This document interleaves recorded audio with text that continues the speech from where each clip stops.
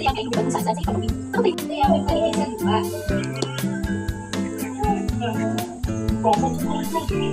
Mantika. Igigisa ko muna ha. Nagigisa muna ako bago ako mag-shop. Dahil sa ilang nila sa malayo, ay pag-isa na mag-isa ng upang maiwasan ng gulo.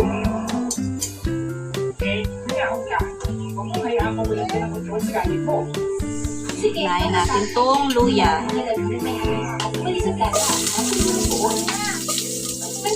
Sa kanyang bahay, mainit na kinain sa mag-inis. Isa-isa pinili ko mga dayati na may matusip ng malaga.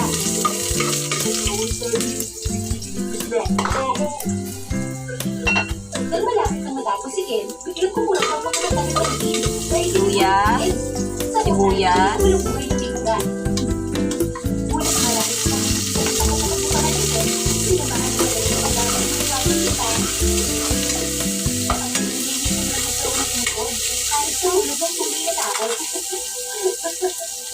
Kinaumagahan, kumalat ang malamig na kapaligiran sa lalim. at saka kamatis.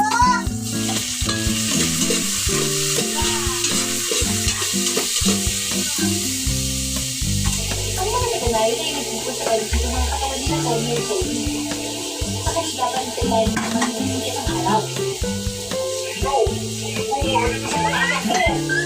Ang mga sugat ng katawan ay tumakot sa lahat. Si Shensi na si Tommy ay katawan na nagkula.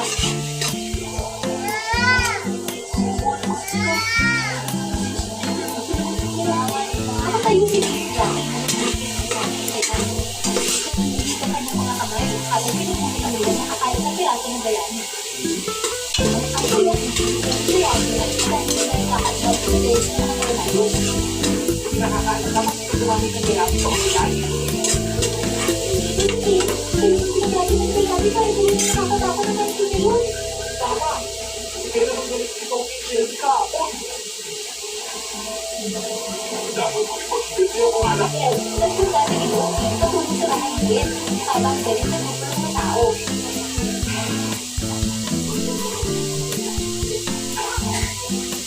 Sa bahay ni Ken, nagulat siya sa kanila. Sinusubukang magpaliwanag.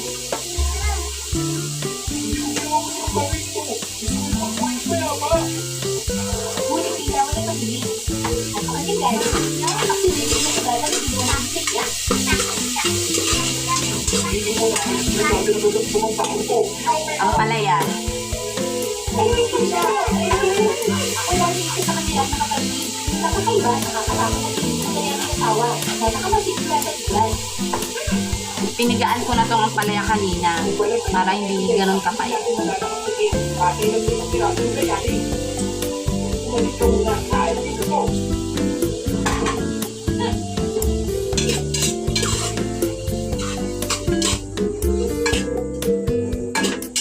Dapat, Jackie, iwala ako sa desisyon ko. Mabuti yung tao. Matapos mag-iwalay yung mga tao, pinalit sila na hindi mo ipaliwanag ang pagkaguga. Nakahiga pa rin sa makina na kahoy ng upuan kahit ang dati. Ngunit di na nagtatagay ito ng isang nakakatawa. Ano na natin? Palambutin na natin yung ampalaya. Tingnan na natin.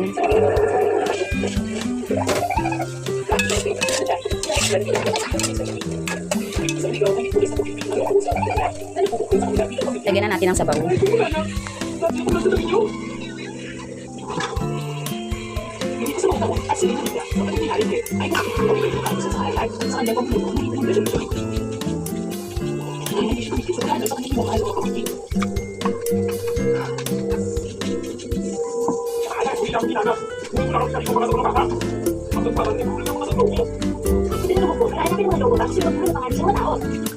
mga sundalo ay nahabis sa dalawang buko. Ang isang yung patuloy sa sundalo sa mga prinsesa.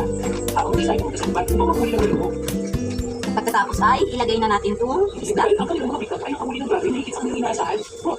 Bilis! Bilis! Bilis sa bahalan! Bilis! Umalis sa iyo na pumunta sa iyong bigla. Nang makita ang dalawang dalaga. Nalo at bumula tayo ng ikaw. Five lang lalagay ko ng prito. Gusto na housemate ko ang pritong isda. Lagay ko na rin itong sisig.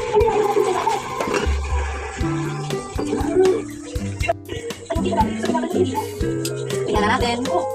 Siya na ako. Bigyan ko siya ng paminta. Konti lang.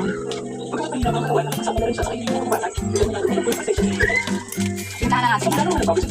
Mati, baka naman.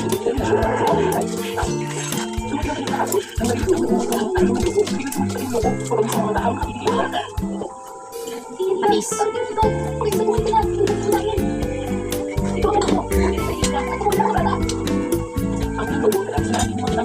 Tayo natin yung ulo.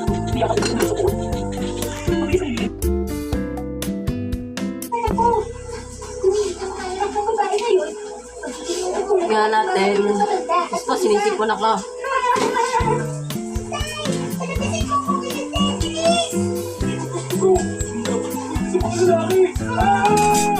Sa kabutilang pala, pagkatapos na siya ulit, itinulong ang mga niya at natagpuan niya yung sarili na nasa kanyang loob si Liz. Kaya pa rin ang dati. Lagay na natin itong malunggay.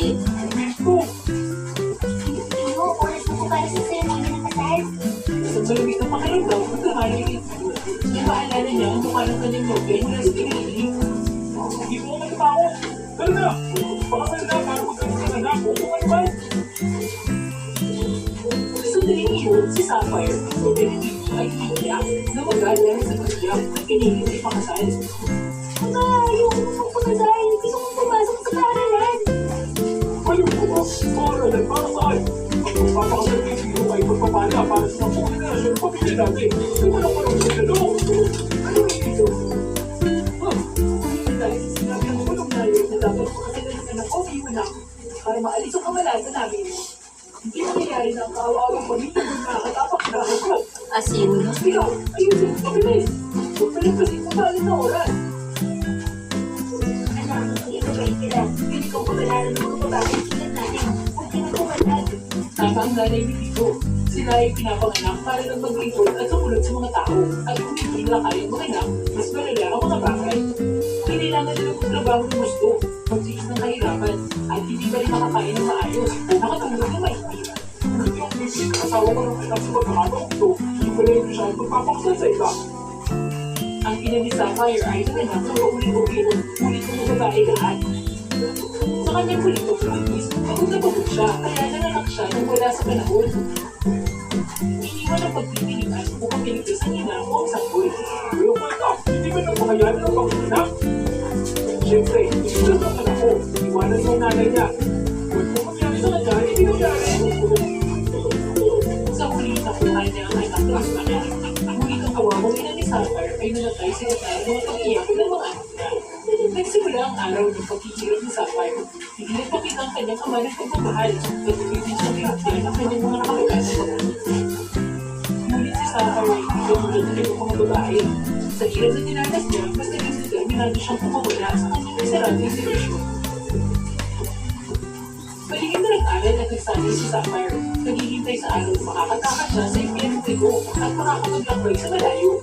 Ang kanyang mga kapatid ay pinili mo ang pakasal ng kanilang anak upang siya makakuha ng malaking pera sa kasal. At sa pagkakataong ito, si Sapphire naman. Noong una niyang natanggap ang balita, ang naisip ka ni Sapphire ay tumakas. Okay na yan? Kahit ito madali. Po. Ang babae, natin ang gusto ng lalaki. Okay na to.